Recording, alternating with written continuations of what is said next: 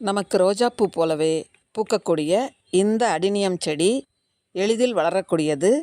4 நாட்களுக்கு ஒரு முறை தண்ணீர் கொடுத்தால் போதுமானது. பாலைவன ரோஜான்னு சொல்லக்கூடிய இந்த அடினியம் பூக்கள் எவ்வளோ அழகாக பூத்துருச்சு பாருங்கள். இந்த சீசன் ஃபுல்லாகவே பூக்கக்கூடியது. மழை நாட்களில் மட்டும் கொஞ்சம் குறைவாக இருக்கும். மற்ற காலங்களில் செடி ஃபுல்லாக பூ இருக்குங்க.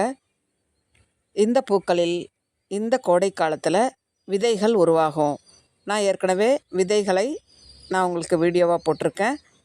அந்த விதைகளை இன்று நாம் எடுத்து அதிலிருந்து புதிதாக விதைத்து நாம் புதிய செடிகளை உருவாக்கும் முறையை நாம் பார்க்கலாம். இது மஞ்சள். இப்படி அடுக்கு, ஒற்றைன்னு பல நிறங்கள் இருக்குது. இதில் உருவாகக்கூடிய விதைகள் இப்படி தாங்க இருக்கும். சீட் பாட்டில் விதைகள் அந்த பாட் வெடித்த பிறகு இப்படி நிறைய பஞ்சு போன்ற அமைப்பில் இருக்கும். இதற்கிடையில் சின்ன குச்சி மாதிரி இருக்குது பாருங்கள், இதுதான் விதை. இதை நாம் அந்த பஞ்சு போன்ற அமைப்பிலிருந்து பிரித்து எடுக்கணும்.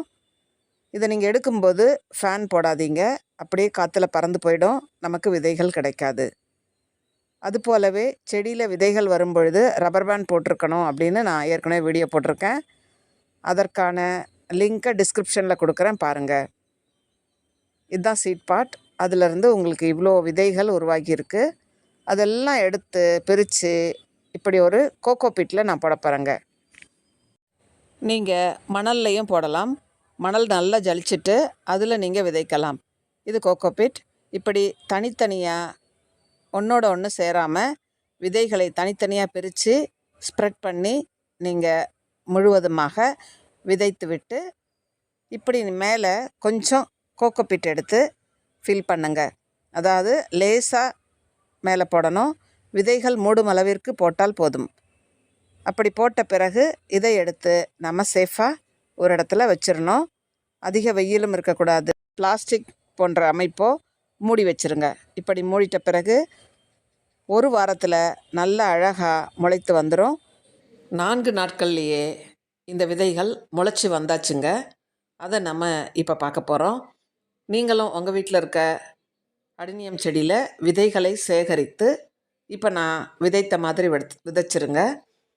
குட்டி குட்டியாக அழகாக சின்ன சின்ன முளைப்பு வருது பாருங்கள். இப்படி வரக்கூடியது இன்னும் அடுத்தடுத்து கொஞ்சம் உயரமாகும். இப்படி வளர்கிற செடியை இன்னும் ஒரு 4-5 இலைகள் வந்த பிறகு நாம் எடுத்து சின்ன சின்ன தொட்டிகளில் வச்சு வளர்க்கும் பொழுது நிறைய செடிகளை உருவாக்கலாம். ஒரே ஒரு சீட் பாட்டிலிருந்து கிட்டத்தட்ட 60க்கும் மேற்பட்ட விதைகளை நாம் எடுக்க முடியும். இது எல்லாமே மஞ்சள் நிற அடுக்கு அடினியம் செடியிலிருந்து கிடைத்த விதைகள். இவற்றை நான் போட்டு இப்போ பாருங்கள் அழகாக வளர்ந்து வந்திருக்கு. இது இன்னும் சற்று உயரமாக வளர்ந்த பிறகு நான் தொட்டிக்கு மாற்றும் பொழுது மீண்டும் உங்களுக்கு ஒரு வீடியோ போடுறேன். நீங்களும் உங்கள் வீட்டில் இருக்கக்கூடிய விதைகளை இப்படி விதைத்து பல செடிகளை உருவாக்கலாம். தேங்க்யூ.